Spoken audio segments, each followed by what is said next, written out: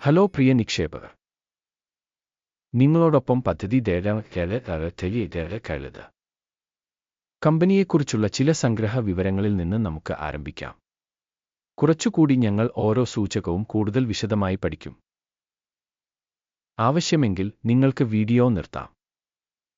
പഠനത്തിന് കീഴിലുള്ള ഓർഗനൈസേഷന്റെ ഓരോ പാരാമീറ്ററും കൂടുതൽ വിശദമായി പഠിക്കാൻ ഞങ്ങൾ നിർദ്ദേശിക്കുന്നു. ഇപ്പോൾ കമ്പനിയുടെ നിലവിലെ അടിസ്ഥാന സൂചകങ്ങൾ താരതമ്യം ചെയ്യാം.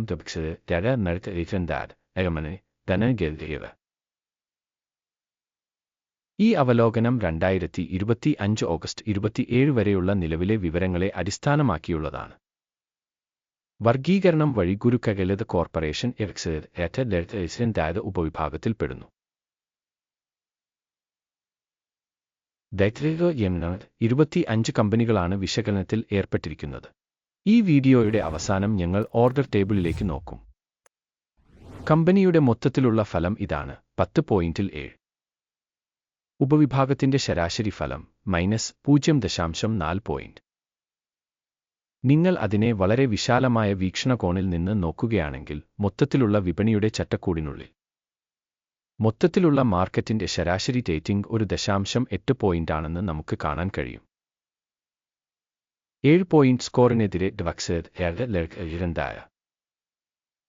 ഒരു കമ്പനിയുടെ ഓഹരി വിലയുടെ ചലനം താരതമ്യം ചെയ്യുന്നു. ഉപവിഭാഗം ഓഹരികളും കഴിഞ്ഞ 12 മാസത്തെ സ്റ്റോക്കുകൾ ഞങ്ങൾ കാണും. ഏറ്റവും മൈനസിന്റെ മാറ്റം കാണിച്ചു 14.3%. 53.3% ഉപവിഭാഗത്തിലെ വില മാറ്റത്തിന് എതിരാണ്. കമ്പനിയുടെ വിപണി മൂലധനം $0.3 ബില്യൺ മൂല്യം.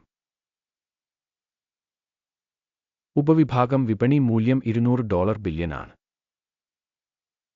കമ്പനിയുടെ പുസ്തക മൂല്യം $0.14 ബില്യൺ ആണ്.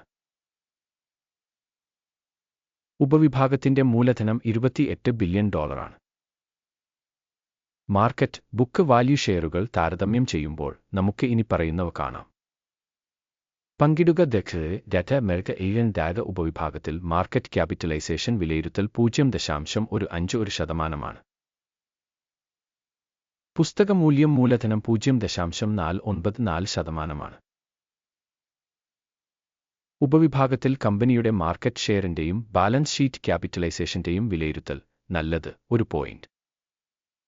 വിശകലനം ചെയ്ത സ്ഥാപനത്തിന്റെ സാമ്പത്തിക ബാധ്യതകൾ $0.095 ബില്യൺ ആണ്. ബുക്ക് ക്യാപിറ്റലൈസേഷന്റെ സാമ്പത്തിക ബാധ്യതകൾ കമ്പനിയുടെ മൂലധനത്തിന്റെ 68%. കമ്പനിയുടെ സാമ്പത്തിക ബാധ്യതകളുടെ വിലയിരുത്തൽ കടന്നുപോകാവുന്ന 0 പോയിന്റുകൾ. കമ്പനിയുടെ വിപണി മൂല്യവും ലാഭ അനുപാതവും 21.3 ആണ്. ഉപവിഭാഗത്തിലെ ശരാശരി 99.3 ആണ്. ഉപവിഭാഗത്തിലെ കമ്പനികളുമായി താരതമ്യം ചെയ്യുമ്പോൾ വിലയും വരുമാന അനുപാതവും വളരെ നല്ലത് 2 പോയിന്റ്. കഴിഞ്ഞ 12 മാസത്തെ ലാഭം $14 മില്യൺ ആയിരുന്നു. അടുത്ത 12 മാസത്തേക്കുള്ള ഭാവി വരുമാനം $39 മില്യൺ ആയിരിക്കുമെന്ന് പ്രതീക്ഷിക്കുന്നു. ഉപവിഭാഗവുമായി താരതമ്യപ്പെടുത്തുമ്പോൾ പ്രതീക്ഷിക്കുന്ന ഭാവി ലാഭ സൂചകങ്ങളുടെ വിലയിരുത്തൽ നല്ലത് 1 പോയിന്റ്. കമ്പനിയുടെ മൂല്യവും വരുമാനവും തമ്മിലുള്ള അനുപാതം 2. ഉപവിഭാഗത്തിന്റെ ശരാശരി 2.7 ആണ്. ഉപവിഭാഗ സൂചകങ്ങളെ അപേക്ഷിച്ച് സ്റ്റോക്ക് മാർക്കറ്റ് മൂല്യവും വരുമാന അനുപാതവും വിലയിരുത്തുക നല്ലത് 0.5 പോയിന്റ്. കഴിഞ്ഞ 12 മാസത്തെ വരുമാനം $150 മില്യൺ ആണ്. അടുത്ത 12 മാസത്തേക്ക് പ്രതീക്ഷിക്കുന്ന വരുമാനം $240 മില്യൺ ആണ്. ഉപവിഭാഗത്തിലെ സൂചകങ്ങളുമായി താരതമ്യപ്പെടുത്തുമ്പോൾ പ്രതീക്ഷിക്കുന്ന ഭാവി വിൽപ്പനയുടെ സൂചകങ്ങളുടെ വിലയിരുത്തൽ നല്ലത് 1 പോയിന്റ്. മാർജിനലിറ്റി 9.7%. ഉപവിഭാഗത്തിന്റെ ശരാശരി 2.7%. ഉപവിഭാഗത്തിലെ സൂചകങ്ങളുമായി താരതമ്യപ്പെടുത്തുമ്പോൾ മാർജിനാലിറ്റി വിലയിരുത്തൽ നല്ലത് 0.5 പോയിന്റ്. ഉപവിഭാഗത്തിലെ ജീവനക്കാരുടെ എണ്ണം അനുസരിച്ച് കമ്പനിയുടെ വിഹിതം 0.228%. ഇത് വിപണി മൂലധന വിഹിതത്തേക്കാൾ 51% കൂടുതലാണ്. കമ്പനിയിലെ ഒരു ജീവനക്കാരന്റെ മൂലധനത്തിന്റെ തുക $544,000 തുല്യമാണ്. ഉപവിഭാഗത്തിന് ഇത് $821,000. ഉപവിഭാഗത്തിലെ സൂചകങ്ങളുമായി താരതമ്യപ്പെടുത്തുമ്പോൾ ഓരോ ജീവനക്കാരനും കമ്പനിയുടെ വിപണി മൂലധനത്തിന്റെ വിലയിരുത്തൽ നല്ലത് 0.5 പോയിന്റ്. ഒരു ജീവനക്കാരന്റെ ലാഭം $25,600. ഉപവിഭാഗം ശരാശരി $8,3000. ഉപവിഭാഗത്തിലെ സൂചകങ്ങളുമായി താരതമ്യപ്പെടുത്തുമ്പോൾ കമ്പനിയിലെ ഓരോ ജീവനക്കാരന്റെയും ലാഭത്തിന്റെ വിലയിരുത്തൽ നല്ലത് 0.5 പോയിന്റ്. ഒരു ജീവനക്കാരന്റെ സ്ഥാപനത്തിന്റെ വരുമാനം $266,000 ആണ്. ഉപവിഭാഗത്തിൽ $309,000. ഉപവിഭാഗത്തിലെ സൂചകങ്ങളുമായി താരതമ്യപ്പെടുത്തുമ്പോൾ കമ്പനിയുടെ ഓരോ ജീവനക്കാരന്റെയും വിൽപ്പനയുടെ മൂല്യനിർണ്ണയം പാസാബിൾ 0 പോയിന്റുകൾ.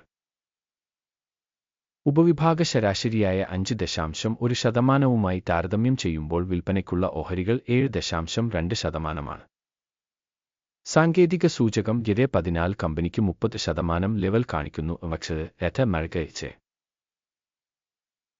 ഉപവിഭാഗത്തിന് RSA ലെവൽ 64%.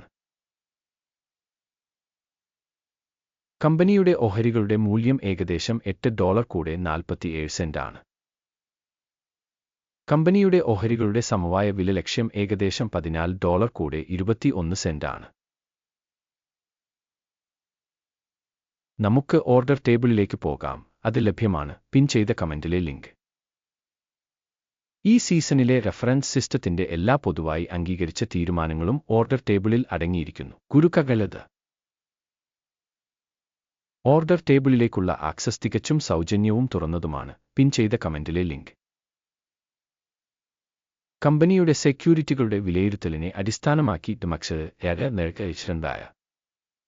സ്റ്റോക്ക് മൂല്യനിർണ്ണയത്തിനുള്ള വിവരങ്ങളും റഫറൻസ് സംവിധാനവും ഗുരുക്കകളത് ഒരു തീരുമാനം എടുക്കുന്നു. ഒരു ഷെയറിന് $8 കൂടെ 48 സെന്റ് എന്ന നിരക്കിൽ വളർച്ചയ്ക്കായി തുറക്കാൻ ഓർഡർ.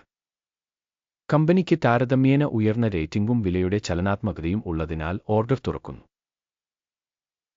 ഓർഗനൈസേഷന്റെ വിലയിരുത്തൽ മൂല്യനിർണ്ണയ രീതി ഉപയോഗിച്ചാണ് നടത്തിയത്. അക്കിമിന്റെ സൂചിക എടുക്കുക. ലാഭം 10.56 ആയി സജ്ജീകരിച്ചിരിക്കുന്നു. സ്റ്റോപ്പ് ലോസ് 6.4 ആയി സജ്ജീകരിച്ചിരിക്കുന്നു. ലാഭം അല്ലെങ്കിൽ സ്റ്റോപ്പ് നഷ്ടം വഴി ഓർഡർ അടച്ചിട്ടില്ലെങ്കിൽ. തുടർന്ന് 2025 സെപ്റ്റംബർ 26 ട്രേഡിംഗിന്റെ അവസാനം ഡീൽ സ്വയമേവ സ്ഥിരമാകും. അല്ലെങ്കിൽ ഈ തീയതിക്ക് മുമ്പുള്ള അവസാന പ്രവൃത്തി ദിവസം. ടിക്കർ ടെലിബ ഒരു കൗണ്ടർ വെയിലിംഗ് സെയിൽ ഇടപാടാണ്.